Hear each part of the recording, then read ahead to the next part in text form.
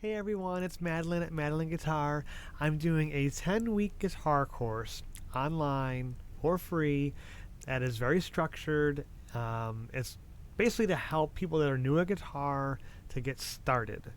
And using all my years of teaching and my expertise, all the tricks that I know, this is geared towards people that don't have 3 hours a day to practice.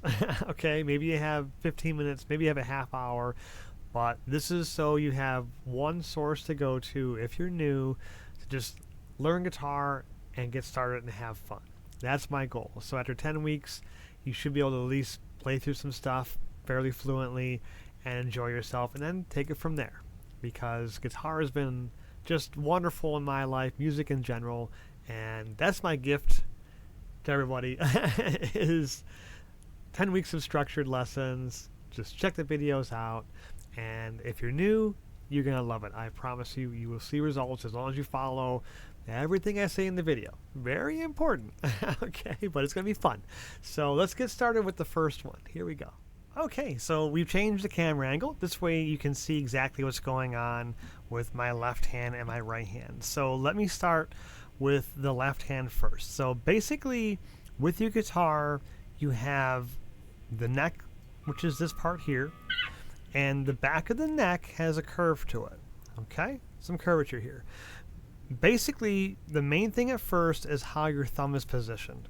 And what you want to do, because it's going to feel awkward at first, and it does for everybody. It's anything that's new with trying to work on coordination is always weird. So your thumb should rest on the upper part of the curve. You don't want to be too far below. You don't want to be right in the center. You want to be a little bit on the upper part. Okay, just right here. Now, the reason for that is because of our pressure. Okay, and we're not worried right now about stretching. And we just want to have support and feel solid so we can have some successful strikes. Now, one thing with guitar technique is you don't start off day one with completely proper technique. It's a ladder system. You're going to start at a certain level, and then you go up from there, and you go from there, and it's continual. Okay, you're going to be always working on left hand technique to a certain point and right hand technique. It's just the way it is. You can't just start knowing exactly how everything works, and you need time for your body to figure out what's going on and to build up some muscle memory and just some overall finger independence. Okay, so keep the thumb on the upper part of the curve. And there's gonna be a lot of teachers that'll say, what are you doing? You're crazy. Nope, trust me, I know what I'm doing. So for your left hand fingers, you want to focus on using the tips of your fingers, and we're going to be basically playing one fret, one string at a time using 4 fingers. So when you put the finger down, what you want to look for is the knuckle here. You don't want to have your finger collapse like that. That is not good. It should stay nice and curved, so all your power goes right to the tip of the finger. That's going to be the same thing for every finger. Your pinky will probably be the one that wants to just be the weakest and collapse a little bit, and I call it dancing a jig, where it's just kind of like, boop, boop, boop, boop, boop. So you want to watch out for that. You're not worried about speed. You're worried about trying to play a clean note and having the proper amount of pressure from the curvature of the finger. Okay, right to the tip.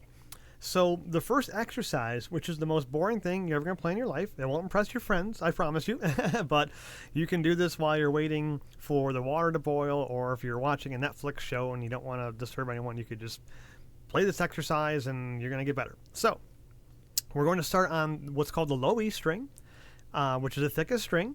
And I'll go through the names and stuff as we go. Right now, it's just, you don't want to worry too much about that. Just more or less, again, playing stuff, hitting notes.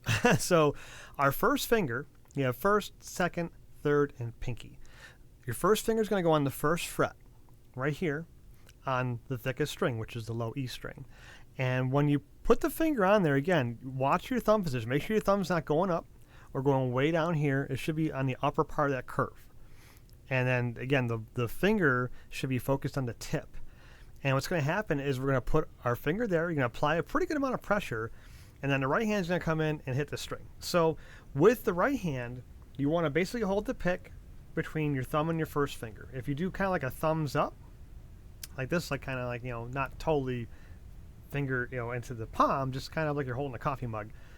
Your pick is going to rest on that first finger, the fat end of the pick, and your thumb comes over and grabs it. So it should look like that. Okay? So you don't want to have it where it's like a weird pinch or you have like 7 fingers holding it. You want just your first finger and your thumb. That's where all the pressure should be. Okay? And you don't want to really squeeze it too hard. I mean, you will at first because it's new and it's awkward, but you want to just have a decent amount of pressure without Hulk smashing it. And then what's going to happen is you're going to bring your arm over. Now your forearm is going to rest on the body of the guitar. Okay, that's one point of contact. The other point of contact is going to be somewhere on the body here, underneath the thinnest string. Okay, this area, you want to rest a finger. It could be 1 finger, could be 2 fingers, could be 3 fingers. It's going to feel awkward, but you want something resting there. Okay, whether it's your second finger or second and third, but what's going to happen is you're going to form this bridge, right? So you have your forearm here, and another finger has to support the bridge here. Otherwise, your hand is hovering. And what happens is when you hover, your pick can go too far towards the body of the guitar. And that's where you get hung up or you miss strings, and it's just not gonna feel solid. And even though everything's gonna be awkward at first, you want to get used to having that support system, that 2-pillar support, the bridge. So your forearm, which is always going to be there, resting, and then a finger here. Like I said, you could do all 3 fingers. It's whatever is comfy at first, and honestly, nothing's going to be comfy at first. So you might have to experiment a little bit. But for me, I tend to rest a few fingers here. So I'm going to do my positioning, and all I'm going to focus on is hitting that string with this first finger on that fret. Okay, so I'll turn my volume up, and I'm going to strike that string, and there it is. Now, once you get that note, now if you get like a weird like kind of thuddy sound, that means you have to apply a little more pressure. And you have to be careful about being on the metal wire. If you go on the wire, it can kind of get a little goofy too. So you don't have to be exactly in the middle, but you want to be away from that metal fret wire. Okay, so you're going to hit that note. And at first, your fingers, the other ones that aren't in play, are going to be like this. They're going to be all over the place, like just kind of flipping out. Don't worry about that. You just want 1 finger at a time. So your first finger takes the first fret. Your second finger is going to go on the next fret. You're going to take your first finger off, okay? And again, it's going to look more like this, like your finger's going to be way out. Your second finger is going to play that fret, same deal. You're just going to strike that string, applying pressure with the second finger, give that string a little downstroke. Okay? And just make sure, again, your right hand, you don't want to have it flying all over the place. You want to have that support system in place. Then you take that finger off, you take your third finger, goes on the next fret up to the third fret. So we're just walking up 4 frets at a time, and then the pinky will finish off. And again, make sure your fingers aren't doing this. So you don't want them collapsing. They got to stay nice and arched. So you have the first finger, second finger, third finger, and the pinky. And again, it's going to look more like this. Fingers will be all over the place. That's what it's going to look like, okay? You don't want it to look like nice and clean and like where the fingers are just super close to the string the whole time. It's not going to be like that.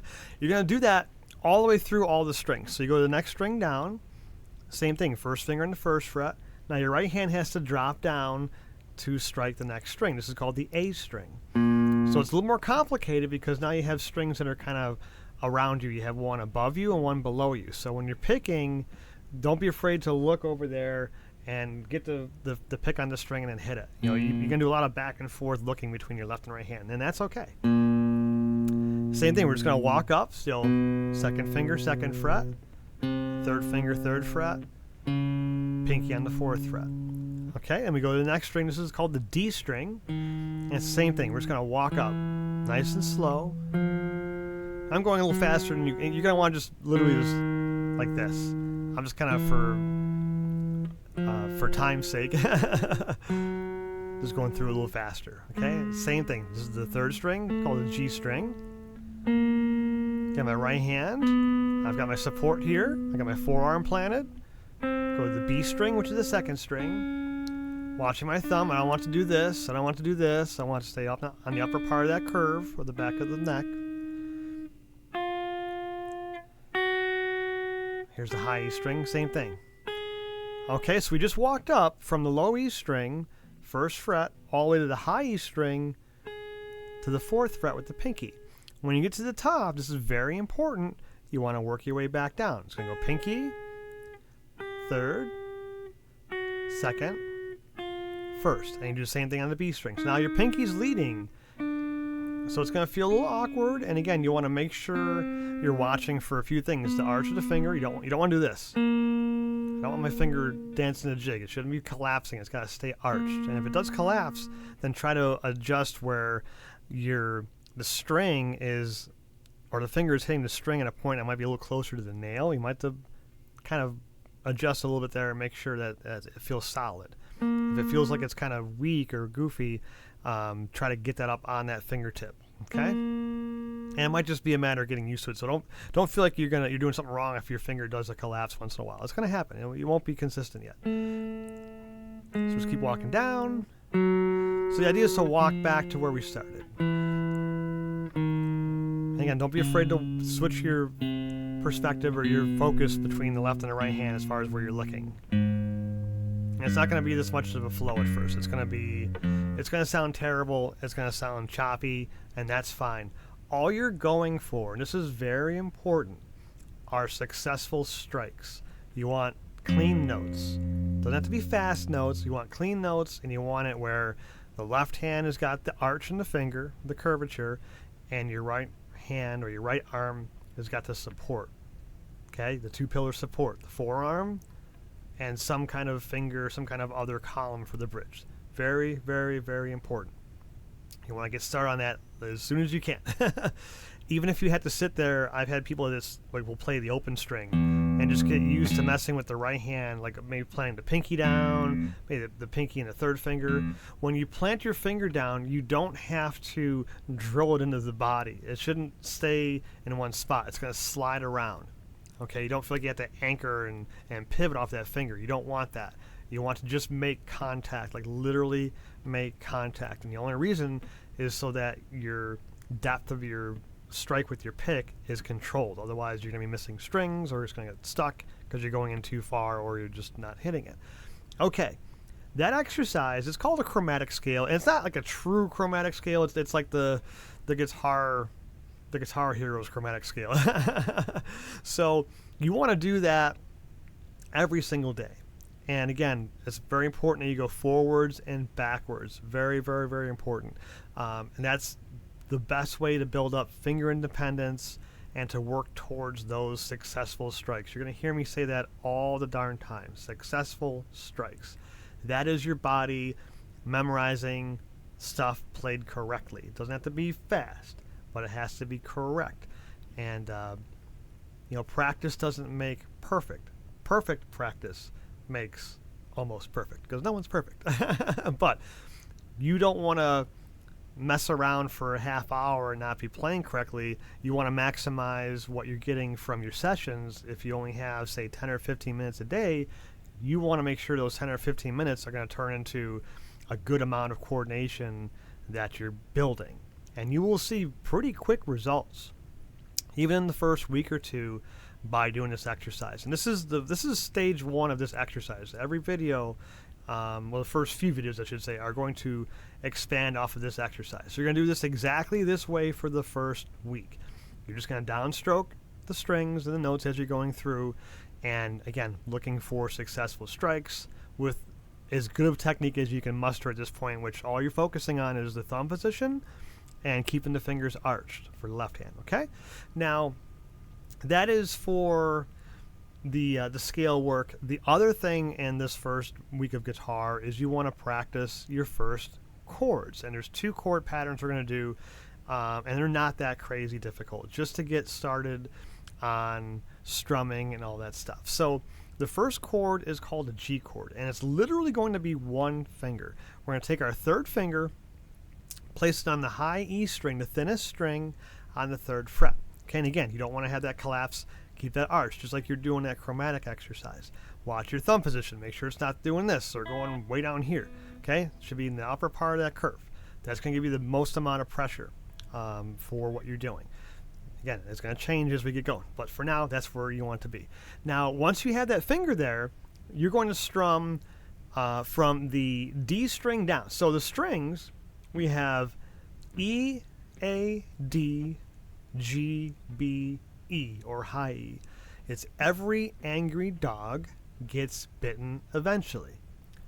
Or, if you're like a Call of Duty fan, Eddie ate dynamite, goodbye Eddie. The kids like that one. So we're going to skip the first two strings, the low E and the A. And we're going to start with the D string. So you're going to put your pick right there.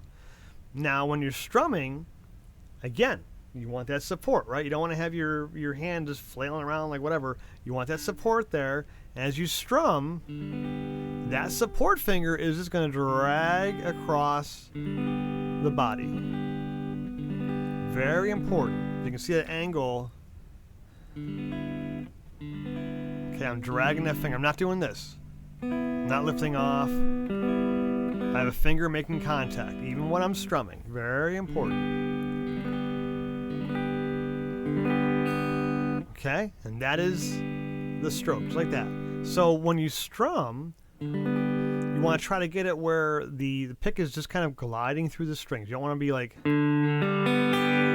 getting hung up anywhere. It should just be a gentle stroke like that. And this is where it's important to hold the pick a little lighter. If you squeeze the pick, it gets a really heavy attack. You want it to be light and fluffy. But again, as you're strumming, that finger should be dragging, whatever your support finger is, should be dragging across the body of the guitar. You should feel like your hand is fairly stable. This is very important, and a lot of teachers do not talk about this. And I promise you, it'll help your strumming big time. Again, this is something that's going to help build coordination. It's also terrible for nails. You can see my nail on my third finger is just like shredded. So, hey, that's part of the deal. Okay, that is the G chord, or G major chord. Okay, and now the next chord we're going to play is going to use two fingers. You're going to have the first and second finger. The first finger is going to go on the second fret on the A string. So I'm one down from the lowest string, the thickest string. And then the second finger is going to go right below that on the second fret on the D string. So we're going to need to smush two fingers into one fret box. Okay, so you can see my first finger is a little bit to the left here. I'm not on the wire, but I'm towards the wire to make space for my second finger because I need room.